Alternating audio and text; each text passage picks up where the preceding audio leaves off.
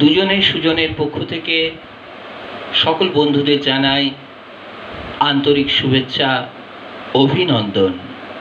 আজকে একটি বিশেষ দিন, 5ই জুন বিশ্ব পরিবেশ দিবস। দুজনে সুজনের পক্ষ থেকে আমরা আজকে বৃক্ষরোপণ করেছি এবং এখন এই পরিবেশের উপর ভিত্তি করে আমরা একটি কণ্ঠনাটক পরিবেশন করব। সকলকে পরিবেশ নিয়ে সচেতন করার একটু প্রয়াস, আর কণ্ঠনাটকের মধ্যে দিয়ে আপনাদের আনন্দ দেওয়ার চেষ্টা করব। দুজনে সুজনের উদ্যোগে পরিবেশনায় আজকের কণ্ঠনাটক কয়েকটি কাল্পনিক সংলাপ, রচনা মৈনাক সেনগুপ্ত। এই নাটকে আমরা শ্রদ্ধেয় কবি জয়দীপ চট্টোপাধ্যায়ের একটি কবিতারও কিছু অংশ নিয়েছি। তার জন্য আমরা কবির প্রতি কৃতজ্ঞ, আর নাট্যকার ও কবিকে জানাই আমাদের অন্তরের শ্রদ্ধা, শুভেচ্ছা, অভিনন্দন। আজকের নিবেদন কয়েকটি কাল্পনিক সংলাপ। পরিবেশনায় আমি উমাশঙ্কর সেন, আমি সোমা মুখার্জি রায়। সামগ্রিক পরিকল্পনায় দুজনে সুজনে। আজকের নাটক কয়েকটি কাল্পনিক সংলাপ।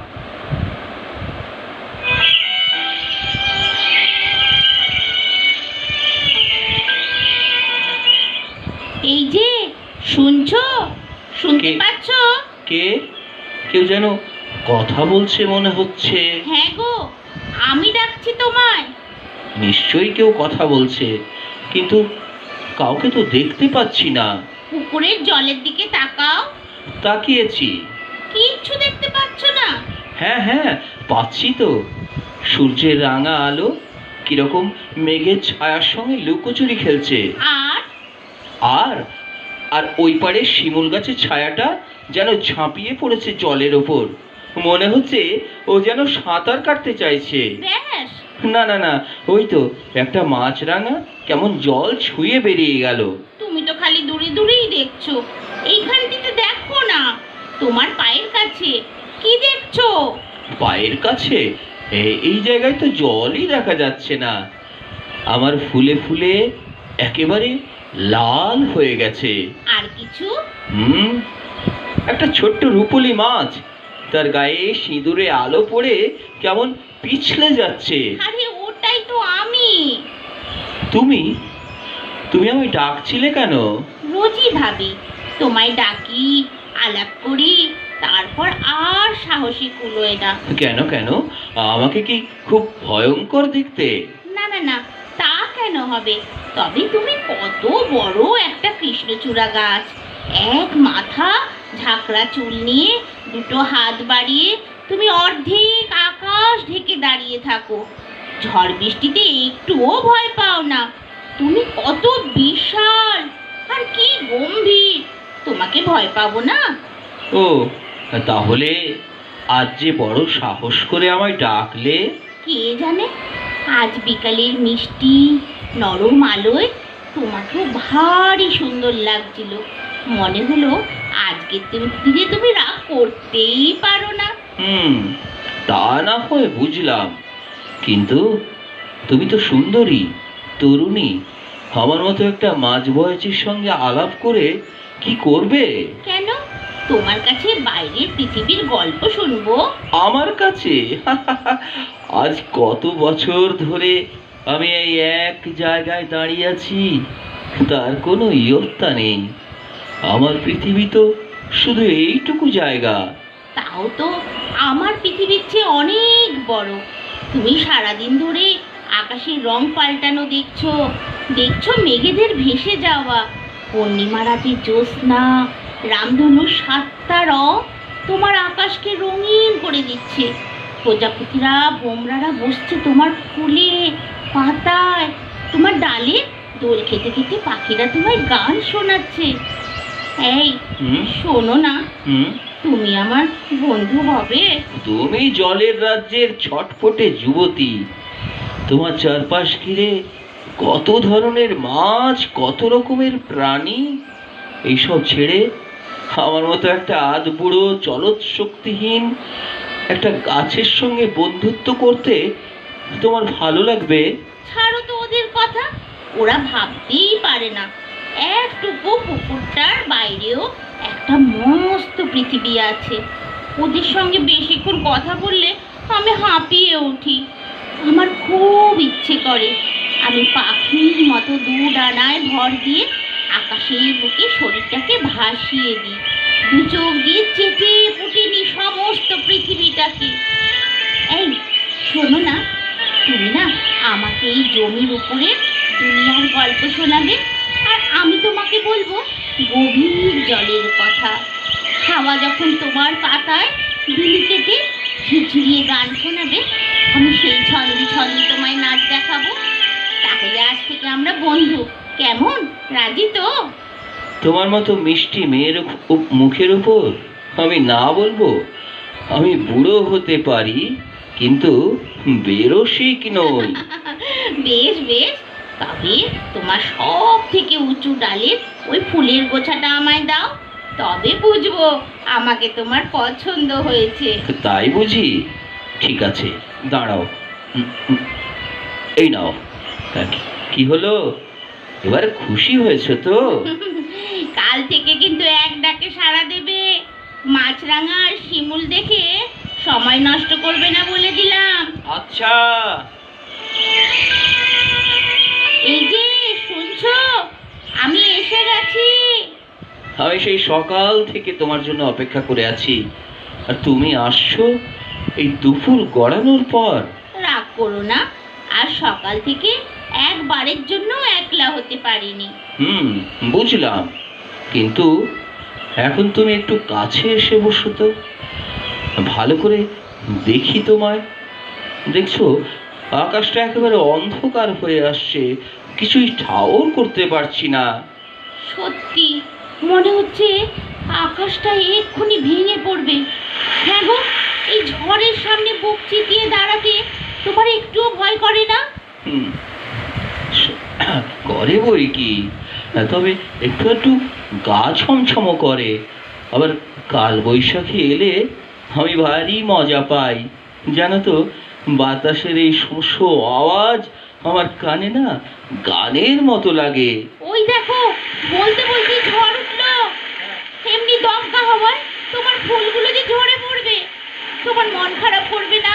তা একটু করবে বই কি, তবে যখন দেখবো গাছতলায় খেলতে আসা বাচ্চাগুলো ফুলের পাপড়ি নিয়ে খেলা করছে, নিজেদের গায়ে বোলাচ্ছে, তখন আমার মনটা আবার খুশিতে ভরে উঠবে। জানো, ওরা কোনোদিনও আমার একটা ডালও ভাঙে না, পাতাও ছেড়ে না। জানো, ওরা কত ভালো। ওই বাচ্চাগুলোকে আমারও খুব ভালো লাগে। আচ্ছা, ওই বুড়ো মানুষটাকে তোমার কেমন লাগে?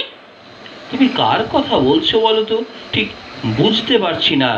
ওই যে গো, হাতে লাঠি নিয়ে সব বয়স্ক মানুষদের সঙ্গে একসঙ্গে আসেন, তারপর অন্ধকার নেমে সবাই বাড়ি ফিরে যায়। তখন হাতের লাঠিটা গাছতলার বেদিটার ওপর রেখে কুকুরের সঙ্গে বিড়বিড় বিড়বিড় করে এক মনে কথা বলে যায়, আমাদের সঙ্গে ভাগাভাগি করে নেয় নিজের একা থাকার কষ্ট, ফেলে আসার দিনগুলির আনন্দ। ওই দেখো, ওই দেখো, ঝমঝম করে বৃষ্টি নামলো, তাড়াতাড়ি জলে ডুব দাও। বৃষ্টির বড় বড় ফোঁটা গায়ে পড়লে তুমি আমার ব্যথা পাবে। তোমার যত বাড়াবাড়ি, বৃষ্টিতে ভিজতে আমি খুব ভালোবাসি। আমিও, জানো, বৃষ্টিতে মাথা থেকে পা পর্যন্ত ভিজিয়ে স্নান, ওহ, দারুণ ফুর্তির ব্যাপার। দেখো দেখো, এই বৃষ্টিতে ওই বাচ্চাগুলো কেমন বৃষ্টির মধ্যে ছুটোছুটি করছে। ইস, আমরাও যদি ওদের মতন গা ভিজে দৌড়ঝাঁপ করতে পারতাম। দেখো, বাচ্চাগুলো ছুটে আসছে পুকুরের জলে ঝাঁপ দেবে বলে। এদের দেখলেই মনে হয় মনটা খুব ফুরফুরে হয়ে যাচ্ছে। আহা, পৃথিবীর সব মানুষ যদি এমন হতো। ঠিক বলেছ, কিন্তু আমার না কয়েকজন মানুষকে দেখলে বুকের ভেতরটা কোনো ঢিপ ঢিপ করে।